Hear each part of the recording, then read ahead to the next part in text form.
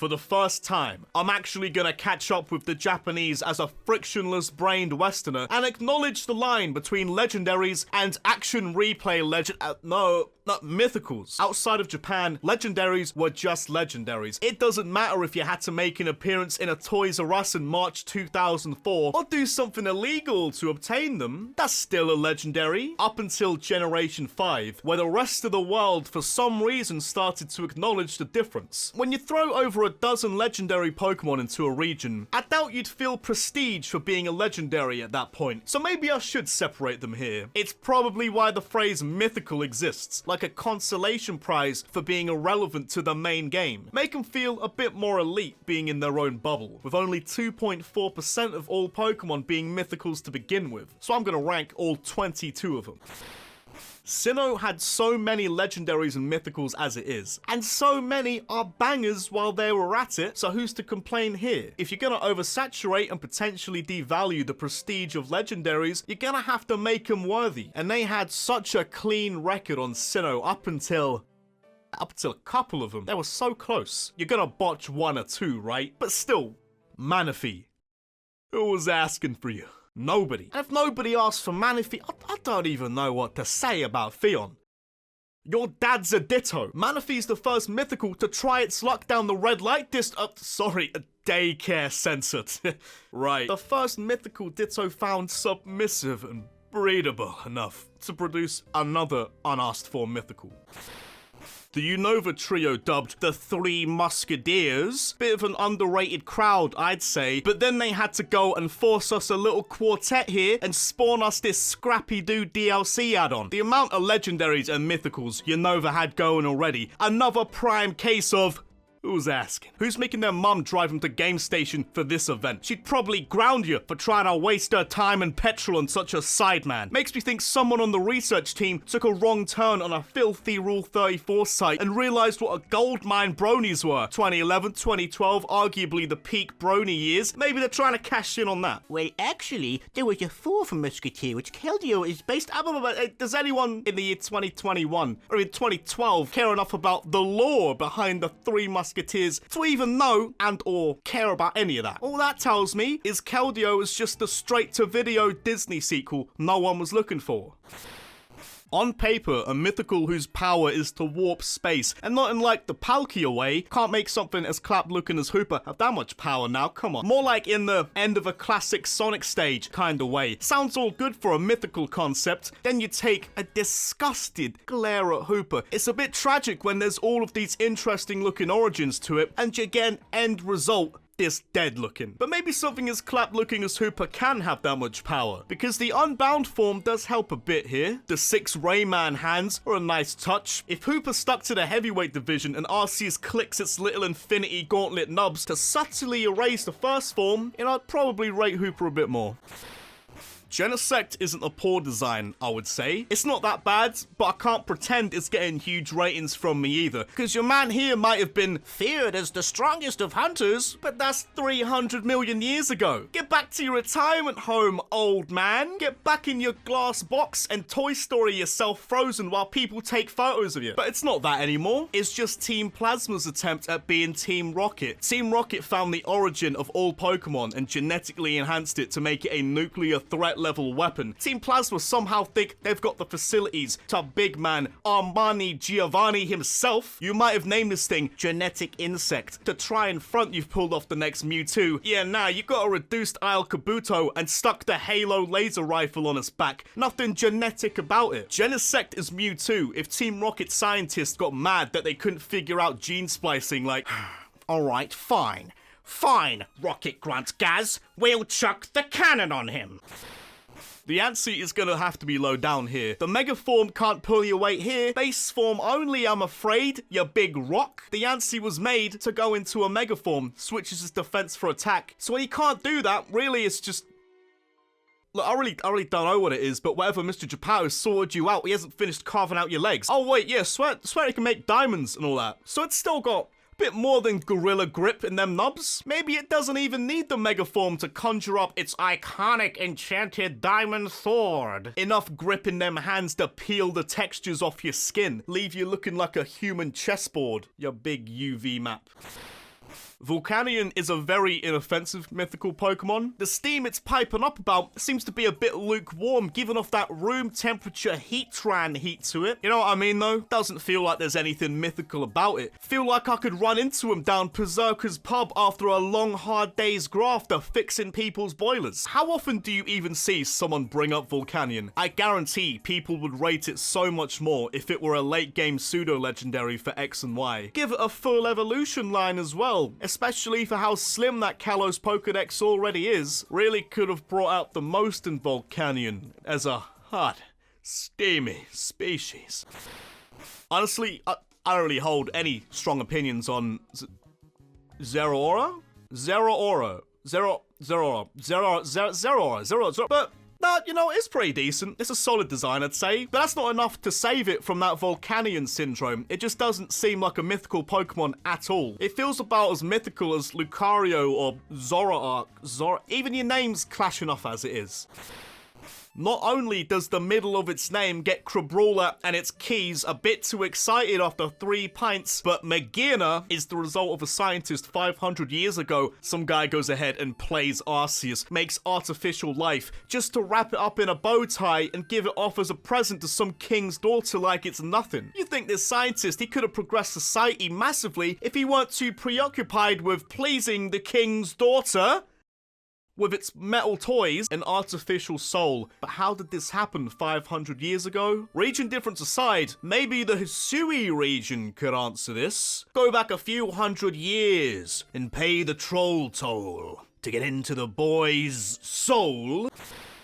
Victini never got any second looks from me up until now. I mean, this isn't anything we've not already seen before at all. Like, what, am I supposed to be impressed because it's a mythical, but it looks like it locals Route 3 of every region? But maybe I'm being a bit too hard looking at it from that perspective. A mythical whose special power is just spawning big fatty dubs. A victory Pokemon? Hey, that's a nice bit of lore. I like that, have Victini around and you just win. Instant dub spawner. So what you're saying is, I could get into a bare knuckle fight with a champ. Long as Victini is a color commentator, then that Machamp is getting his jaw spun by me. Alright, okay, you're calm in my books, Victini.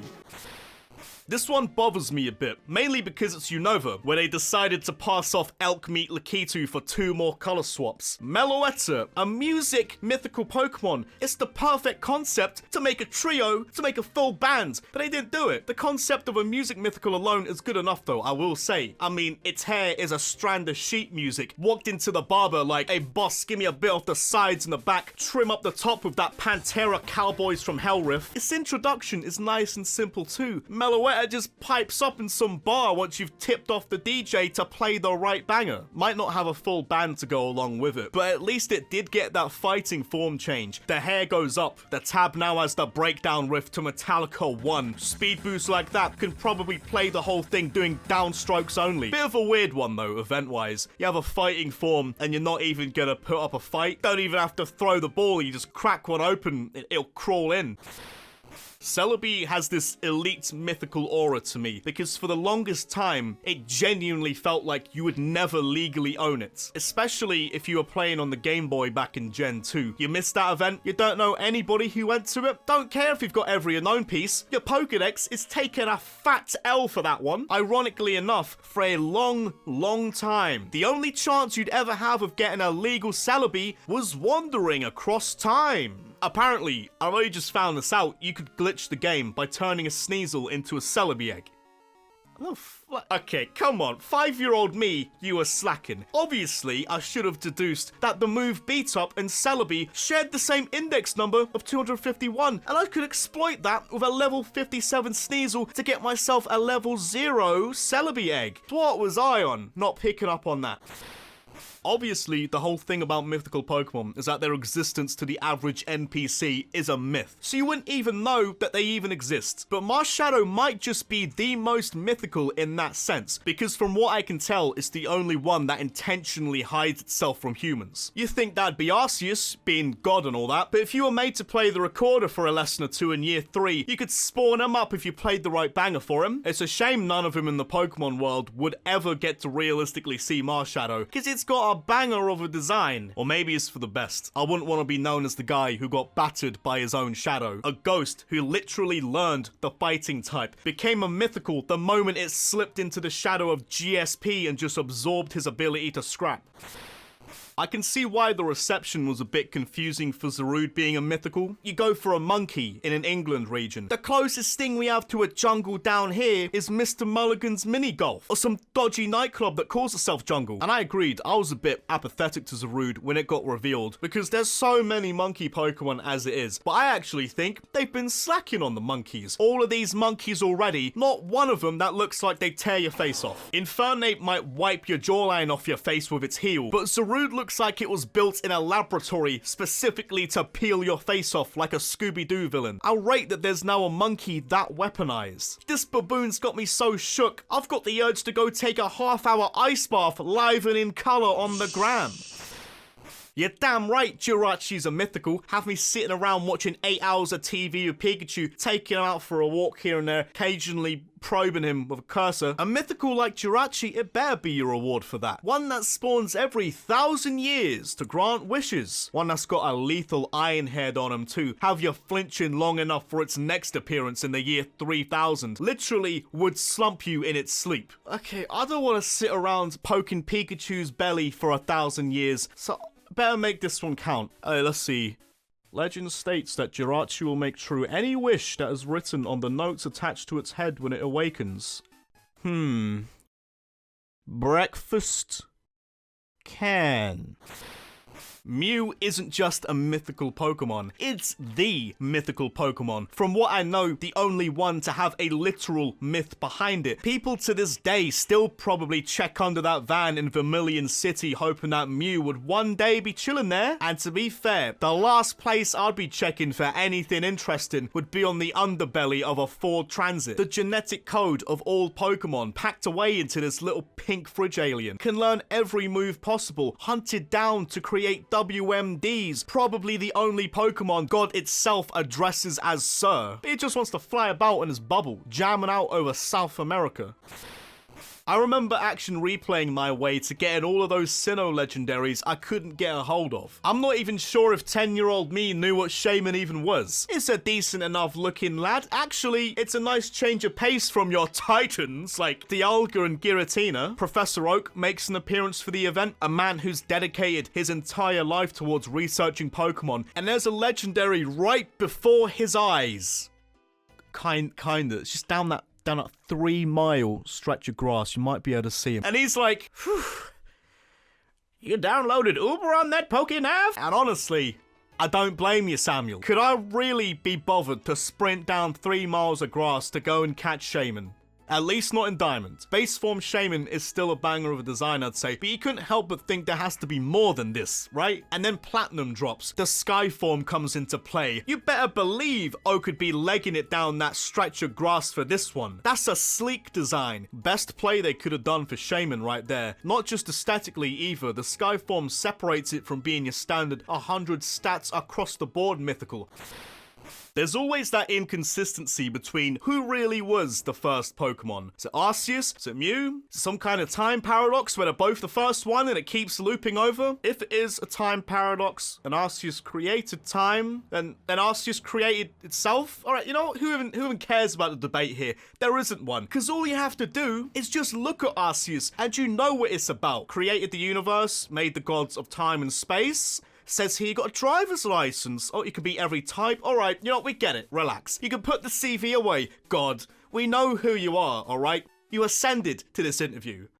Don't even know why you drive. Arceus made Groudon to shape the Earth's land, and specifically had him conjure up a region shaped like itself. And it might not be noticeable in land form, but what a clean design they managed to slap onto a Pokemon whose gimmick is Jesus' dad. The Alpha Pokemon, which implies the existence somewhere of the Sigma Pokemon. Manaphy isn't the only mythical that can produce offspring. Luckily, another mythical happened to suddenly spawn after 3,000 years, who's far more worthy of Ditto's precious plowing time. Hey, Ditto better not play too rough with him down the daycare district, said to deliver the strongest punch in all of Pokemon, and Yeah, there's not gonna be a Pokemon alive that's gonna call his bluff on that one. Meltan had probably the best mythical reveal. They worked us all, brother. Got us all thinking Niantic botched the servers and had some little placeholder sprites start spawning, and I can't blame us all for getting worked. Little nut didn't look real at all. Luckily, it was legit, because that product of the unholy binding of iron and purple goo can actually evolve again to keep the Melmetal species going. All it takes is a humble 400 candies in Pokemon Go. You can't evolve them in the games yet, apparently. Best get your running shoes on. Maybe you have to whack out the Mac bike for this one. The top puncher in the game doesn't come cheap. Gotta pay its worth in calories.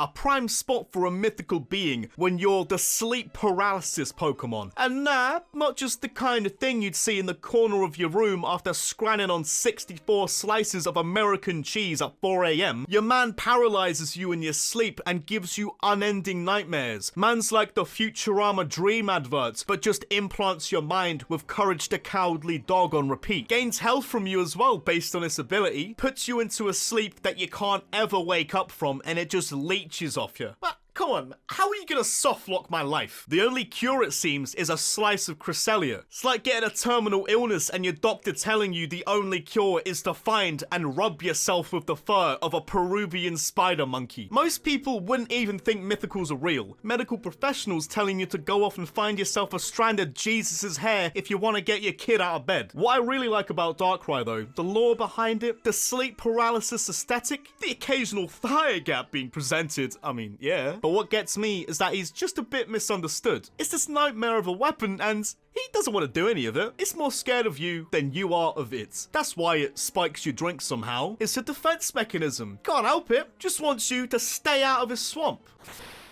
Now, Armani Giovanni, he must have been fuming that he invested probably half of his net worth making the ultimate life form when he was about 5 years away from a space Haribo landing coming factory built to be the ultimate combat specimen. Telling me all he had to do was shoot a laser at an asteroid. Years of dangerous expeditions through South American rainforest, tracking down Mew, splicing its genes up to create what was once the ultimate weapon, and it turns out all you had to do was fire a laser at a space rock. You know, maybe that's why Team Plasma, they were onto something. That's why they gave their Mewtwo the cannon. Alright, galaxy brain move you got there. Spawn up a Pokemon tailor-made to do it for you, to find the next Deoxys and shoot some asteroids. Deoxys is easily my favorite mythical Pokemon. The first alien Pokemon, a literal strand of DNA, which morphs into 4 forms optimized for giving you the business in the most efficient way possible. Terrifying.